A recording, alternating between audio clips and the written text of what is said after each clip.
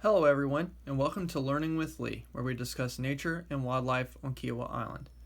I'm your host, Lee Bundrick, Land Preservation Coordinator for the Kiowa Conservancy. Today we will be exploring Plenty's Island, a hummock island preserved by the Kiowa Conservancy in 2002. This island is located between Bohicket Creek and Seabrook Island Road. The island can be accessed by foot at low tide when waters have retreated from the high marsh and the surrounding area. Hummock islands such as Plenty's are tree-covered high grounds found within the marsh landscape. Their slightly higher elevation allows hummock islands like Plenty's to support vegetation similar to what you would find in the salt shrub thicket and maritime forests. This includes canopy trees such as live oaks, cabbage palmettos, and loblolly pines, as well as shrubby plants like yaupon holly, wax myrtle, and dwarf palmettos. Live oak trunks in this area can reach up to 2 foot in diameter, especially in the more interior portions of the island. The land around Plenty's Island consists of several different coastal habitats. Before reaching the main island, you will cross a large stretch of high marsh that contains plant species such as Seoxai, Spartina grass, saltwort, and black needle rush. The high marsh that surrounds the island is constantly inundated and exposed by tidal waters, which is what allows travel by foot to the island, especially at low tide. This high marsh then transitions into salt shrub thicket before reaching the old-growth forest that occupies the center of the island at the higher elevations. A common feature within the high marshes is black needle rush. It spreads slowly, forming specific stands within and adjacent to salt marshes that appear grayish-green and black from a distance. This plant is highly resistant to erosion and provides significant long-term erosion protection for marshes. Spartina Alterniflora, also known as smooth cordgrass, is a dominant feature in the saltwater marshes along the North Atlantic coast, and is a ubiquitous feature of Plenty's Island's surrounding landscape. It forms dense stands that arise from extensive root structures that ultimately provide stability to marsh soils.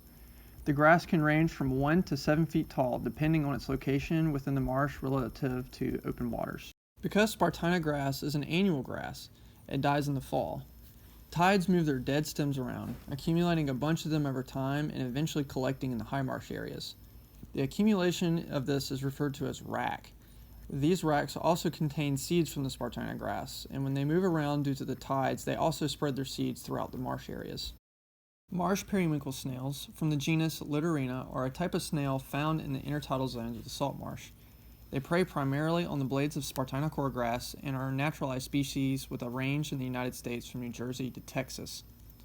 They have also been used as an indicator for marsh health due to their sensitivities to environmental conditions. An interesting fact is they have an internal clock that is timed with the tides. During low tides, they will move down the stalks to feed, and when it is high times, the snails will climb up to the tops of the grass to keep away from predators like crabs and fish. Fiddler crabs, with the Latin name Uca minex, are common throughout the marshlands of Kiowa, Seabrook, and Plenty's Island. These crabs can be found in the intertidal areas as well within the salt shrub thicket and interior forests adjacent to the marsh.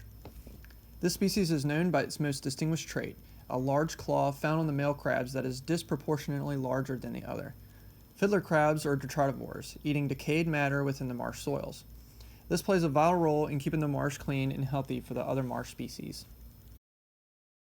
One of the most notable features of Plenty's Island is the variety of bird species it supports. This includes resident birds who live here year-round and migratory birds who visit here seasonally or use these areas as stopover ecosystems. In these areas, you'll find wading birds such as egrets, herons, storks, and ibis. You'll also notice a variety of songbirds, such as red-winged blackbirds, palm warblers, and painted buntings. This island also offers habitat which is suitable for several birds of prey, including osprey and several species of hawks, which have been known to use the similar sites for nesting. This makes conservation efforts of these hummock islands vital to maintaining the rich biodiversity of birds in the areas around Kiowa and the coast of South Carolina. Since being preserved, this island is free of human disturbance and provides a necessary refuge for these animals. Thank you for joining us today for our journey to Plenty's Island. Join us again next time for another episode of Learning with Lee.